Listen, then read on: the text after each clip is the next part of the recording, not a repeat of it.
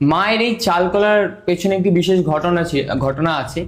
মায়ের পুরোহিত মহলের পুণ্যলগ্নে মায়ের জন্য বাজার করতে যায়। এবার বাজার করতে গিয়ে দেখে একটা ছোট্ট 5 বছরের বাচ্চা মেয়ে পুরো মা কালীর মতন সেজে সবার কাছে ভিক্ষা চায়।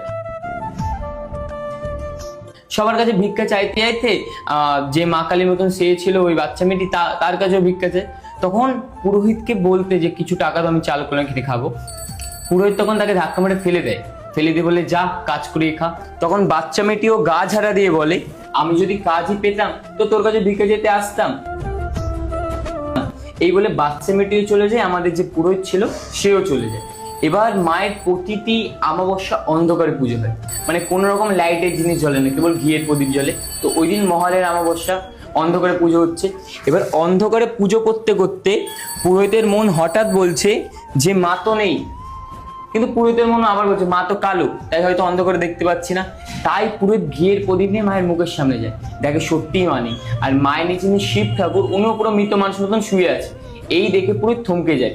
থমকে আবার কিছুক্ষণ পরেই পুরোহিতের পেছন থেকে ছুম ছুম করে নুপুরের আওয়াজ হয়, আর ধাপ করে শিবের বুকের উপর একজনের ডান পা পড়ে। আর যেই বাচ্চা মেয়েটাকে ধাক্কা মেরে ফেলে দিয়েছিল সেই বাচ্চা মেয়ের মুখ ওই অন্ধকার থেকে বেরিয়ে আসে। আর মা তখন মানুষের কণ্ঠে বলে দে চাল কলে দিবি না আমায়। এই শুনে পুরোহিত অজ্ঞান হয়ে যায়। এবার অজ্ঞান অবস্থায় মা অনেকে বোঝাচ্ছে না আমি শুধু বড়লোকের মা নই রে, আমি গরিবের মা। তাই এবার থেকে যে কোনো ভক্ত এক মুঠো চাল একটি পা কলে দিয়ে মাকে পুজো দেয়, মা তাদের প্রতিটা মনের বাসনা পূর্ণ করে। আমি মায়ের কাছে আসি প্রথম সুফিয়া স্ট্রিটে। আমার হাজবেন্ডের কোনো কাজ ছিল না, আমি মনে মনে বলেছিলাম কোনো কাজ পেলে আমি তোমার কাছে এসে পুজো দিয়ে যাবো, সোনার টিপ দিয়ে পুজো দেবো। আর তো পরপর 3 বার আসে, চারবার আসে, 4বারের বেলাতেই কাজ পেয়ে যায়। ভালো চাকরি করছে এখন। সেই জন্য মায়ের কাছে এসে আমি আমার মানত যেটা ছিল মনের বাসনা সেটা হয়েছে, আমি পুজো দিয়ে গেলাম, সোনার টিপ দিয়ে গেলাম, পুজো দিয়ে গেলাম।